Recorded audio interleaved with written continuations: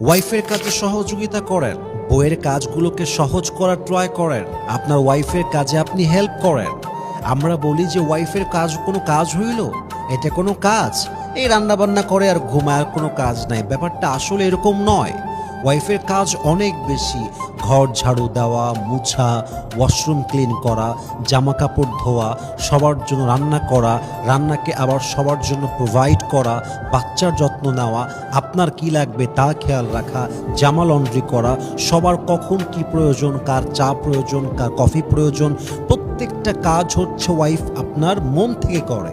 প্রত্যেকটা ওয়াইফ তার best effort দিয়ে করে। But sadly we can't see the effort.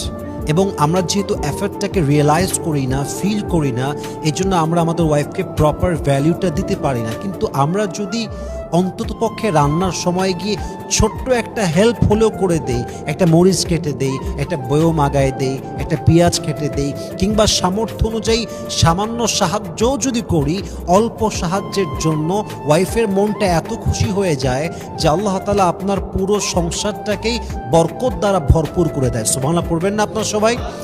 এজন্য as much as you can, যতটুকু আপনি পারবেন, from your best level of capacity, সর্বোচ্চ সাধ্য অনুযায়ী বউকে যা পারবেন সহযোগিতার হাত বাড়ায় দিবেন। রাজি আছেন তো ইনশাআল্লাহ?